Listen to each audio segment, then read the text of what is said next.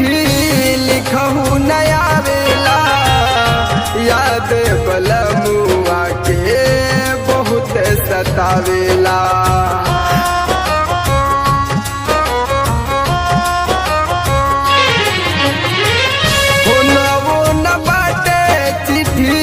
लिखहु नया वेला, याद बलमुआ के बहुत सतावेला। कहीं दा जहरिया भेजे हो,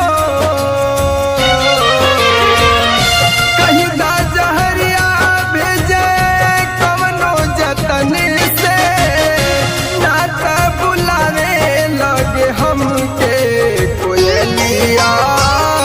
ले जा संदेशा बलम के कोयलिया, ले जा संदेशा बलम के।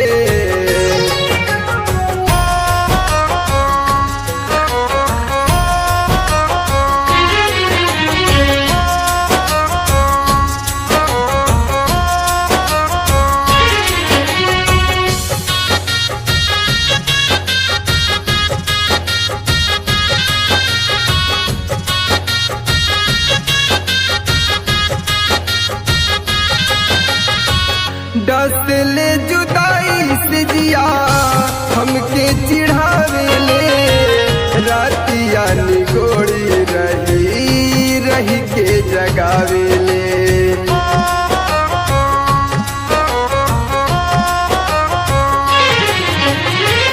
दस ले जुदाई से जिया हमके चिढ़ावेले, रातिया निगोड़ी रही के जगावेले।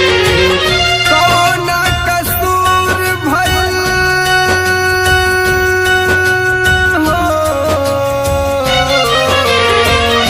कौन कसूर भइल पुछिया तूने से, छोड़ी गईले कई के गमन के कोयलिया, ले जा संदेशा बलम के कोयलिया, ले जा संदेशा बलम के।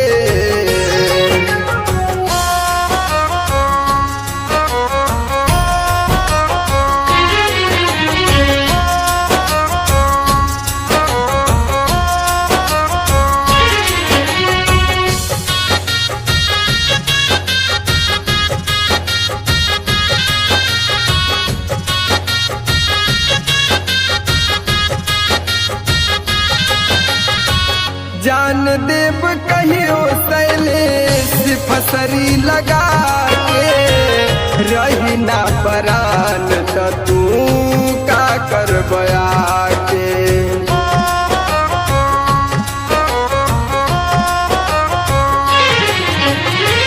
जान देव कहियो शैलेश फसरी लगा के, रही ना परान त तू का करबया के।